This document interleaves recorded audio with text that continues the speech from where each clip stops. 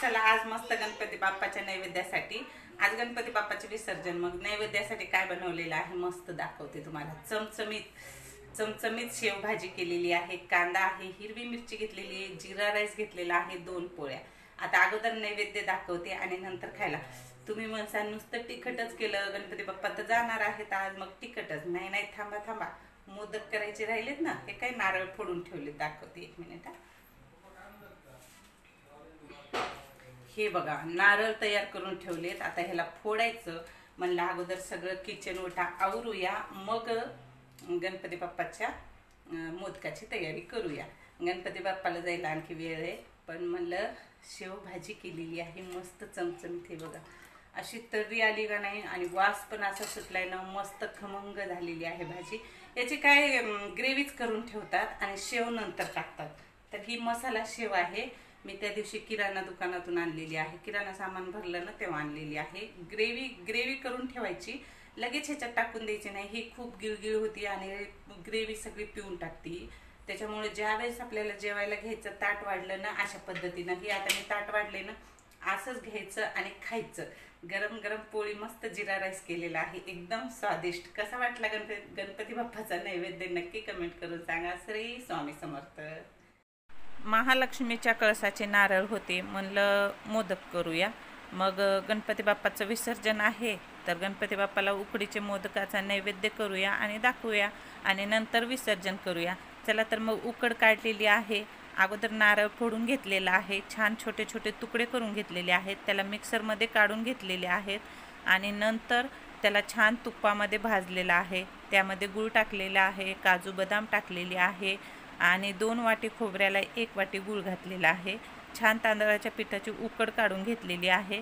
तर एक टिप्स सांगते, ज्यावेळेस आपण उकड काढतो ना त्यावेळेस 1 चमचा साखर टाकायची आणि चवीपुरतं मीठ घालायचं, आणि तुम्ही 1 वाटी पाणी घातलं असेल तर त्यामध्ये अर्धी वाटी दूध घालायचं, जेणेकरून उकड पांढरी शुभ्र पण होते, आणि साखर टाकल्यानं काय होतं, मोदक तुटत नाहीत आपण करते वेळेस, त्यामुळं पिठाला असं चिकटपणा येतो। त्यामुळं 1 चमचा साखर टाकायची आहे, आणि चवीला खायलासुद्धा मोदक भारी लागतो, नाहीतर पीठ वेगळंच लागतं, त्यामुळं आपल्याला त्यामध्ये साखर आणि चवीपुरतं मीठ घालायचे आहे।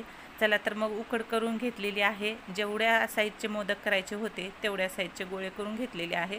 थोडेसे मी मोठे मोठेच करीत आहे, खायला पण छान लागतात। आणि हे गरम गरम मोदक, आणि त्यावर साजूक तूप घालायचं आणि खायचं गरम गरम। आहा, मस्त लागतं, अप्रतिम लागतं खायला। एकदा करून बघा, आणि सिंपल पद्धत केलेली आहे मी।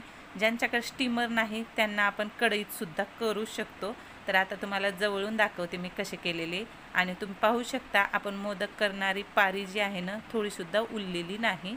साखर टाकल्यामुळं काय होतं, पिठाला चिकटपणा येतो।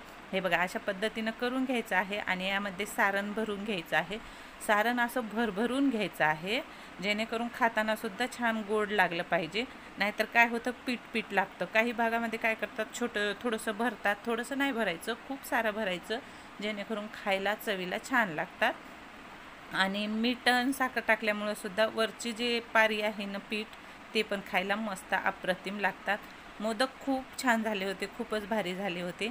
गणपती बाप्पाला नैवेद्य दाखवला, आणि नंतर आम्ही सगळ्यांनी खाल्लो। 6 कळ्याचे मोदक केलेले आहेत, बघू शकता किती छान अशा कळा आलेल्या आहेत, आणि लसणाच्या गाठीसारखं दिसतंय का नाही, मस्त दिसतंय, आणि करायला पण किती सोपे आहेत, तुटत नाहीत, काही नाही। आणि तुटले तरी काय, आपणच खाणार आहेत आणि आपले गणपती बाप्पाच खाणार आहेत, असं नाही की आपण गणपती बाप्पा बसल्यावरच हा करू शकतो। तुम्ही चतुर्थीच्या दिवशीसुद्धा करू शकता, किंवा एरवी तुम्हाला गोड काही खावं वाटलं ना, अशा पद्धतीनं आपण घरच्या घरीसुद्धा करून खाऊ शकतो। आणि हे सारण जे आहे ना एकदम कोरडं करायचं आहे बरं का, थोडंसं ओलसर राहिलं ना मोदक फुटतात। त्यामुळं आता हे बघा चमच्यानं मी ह्याला कळ्या करते। चमच्यानं ज्यानं प्लेन मोदक केलं ना त्यांनी असं चमच्यानंसुद्धा कळ्या करू शकतात, तसं काहीही करणं अवघड नाही, फक्त ह्याची उकड छान आली पाहिजे, तर मोदक एकदम परफेक्ट बनतात। हे बघा आता मोदक तयार झालेले आहेत, मी छान असे उकडून घेते। आपण ज्यावेळेस कढईमध्ये उकडून घेतो ना त्यावेळेस काय करायचं, ह्याला थोडंसं जास्त वेळ उकडू द्यायचं, म्हणजे छान उकडल्या जातात, खाताना असं पीठ लागत नाही। तर उकडून झालेले आहेत, आणि ह्याला तुम्ही इडली पात्र असतो ना त्याच्यातसुद्धा उकडू शकतात, एकदम छान उकडल्या जातात आणि फास्टमध्ये उकडल्या जातात। आता मोदक झालेले आहेत, मस्त साजूक तूप घातलं, गणपती बाप्पाला नैवेद्य दाखवला, आरती केली, धूपदीप दाखवला.